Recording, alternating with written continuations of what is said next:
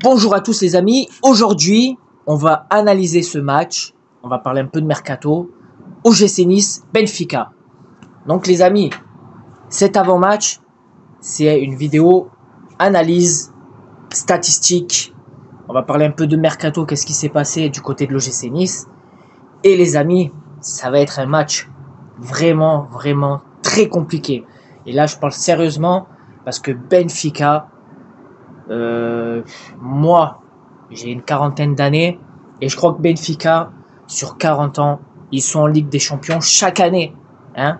Donc là, on va parler en statistiques sur 20 ans en arrière. C'est-à-dire de 2005 jusqu'à maintenant.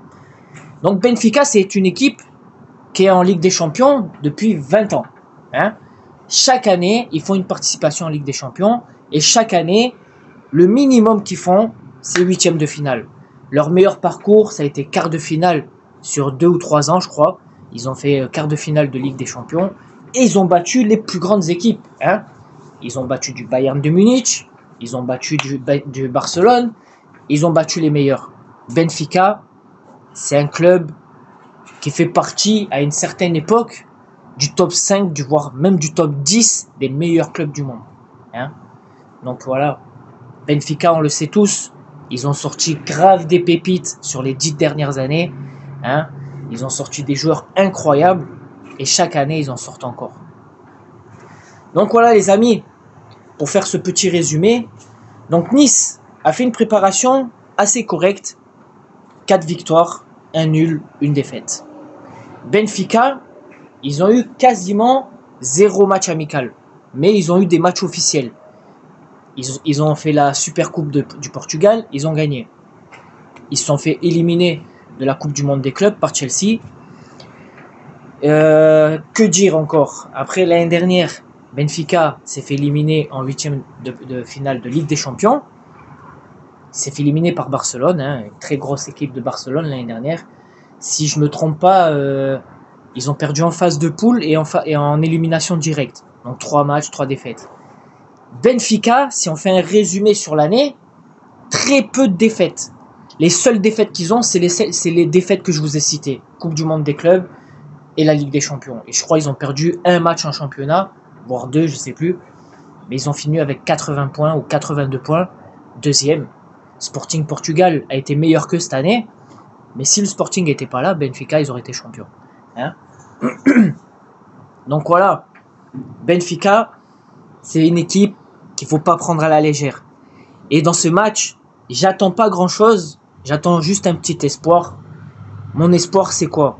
C'est que voilà, ils ont eu une préparation de 3 semaines, si je ne me trompe pas. Mais ils sont peut-être aussi un peu à bout de souffle. Parce que leur championnat, quand il s'est terminé, ils ont dû enchaîner sur la Coupe du Monde des clubs. Et si je ne me trompe pas, ils ont eu 2 semaines de repos à tout casser. Un peu comme le PSG. Donc c'est une équipe qui a eu très peu de repos. Donc il peut y avoir de la fatigue, il peut y avoir de l'usure. On ne sait pas. Autant ce match-là, ils vont être bons, et autant on verra que peut-être ils seront fatigués. Après bon, ils ont eu des pertes. Ils ont perdu Di Maria. Ils ont perdu un attaquant qui a été transféré en Angleterre, je crois. Je sais plus comment il s'appelle. Il faut que je regarde. Je ne l'ai pas mis dans mon analyse, j'aurais dû le mettre. Et donc voilà, Benfica, pour moi, c'est une équipe qui me fait un peu peur. Après, ce qui me fait un peu peur aussi, c'est que j'ai vu un peu les matchs amicaux de Nice.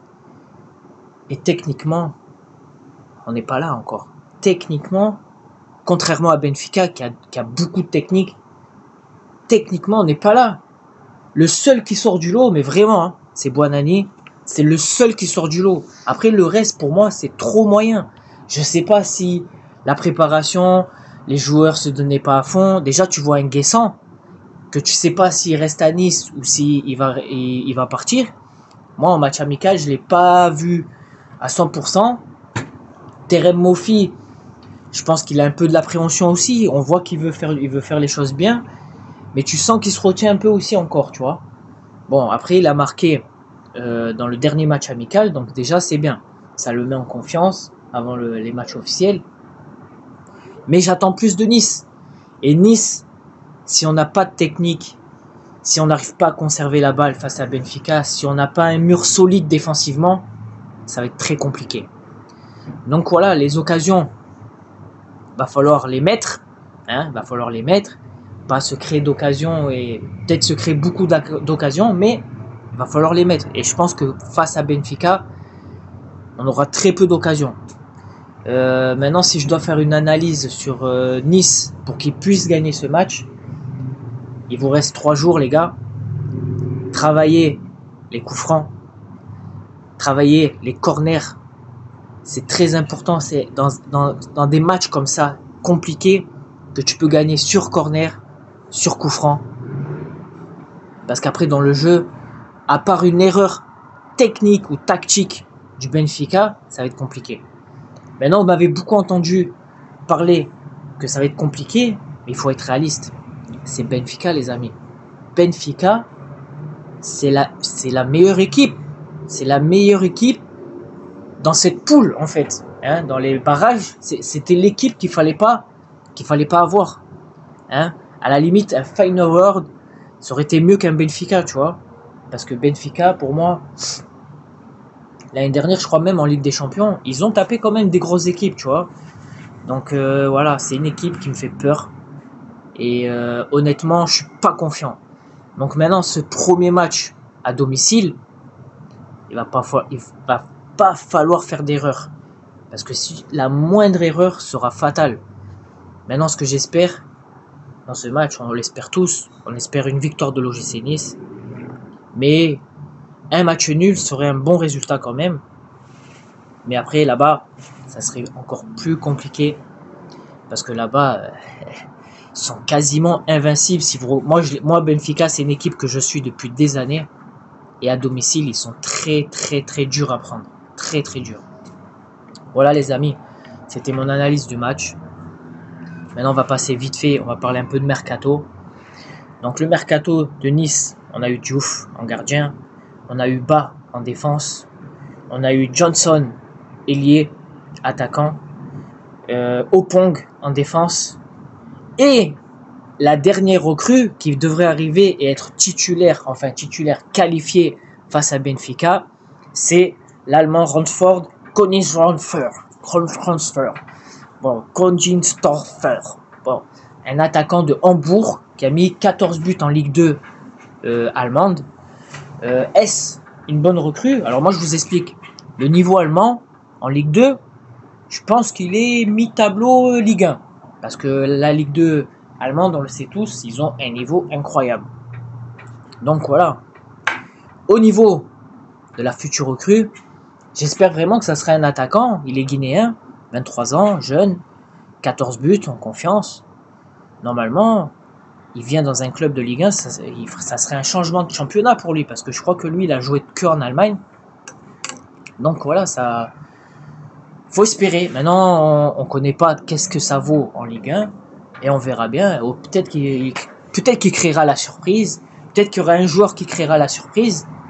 Mais si Benfica se qualifie pas, ça serait un coup dur pour eux. Mais vraiment, ça serait genre une des premières que Benfica se qualifie pas en Ligue des Champions. Et c'est le petit espoir que j'ai. Parce que ce petit coefficient statistique, on peut déjouer les statistiques quand on veut. Donc voilà, il va falloir faire un grand match, être guerrier surtout. Les Guessant, tous les joueurs là qui veulent partir, si les clubs là, ils vous prennent pas de suite, c'est peut-être qu'il manque un petit quelque chose. Donc un Evan Guessant qui fait un gros match, même si tu veux partir, fais un gros match, peut-être qu'il y aura des équipes qui seront sur toi. Ils vont dire, ah putain, Nice, ils ont éliminé Benfica grâce à Guessant, ou grâce à un tel, ou grâce à Boga. Donc voilà, et après il y a des joueurs, j'espère qu'ils se mettront à 100% même s'ils partent.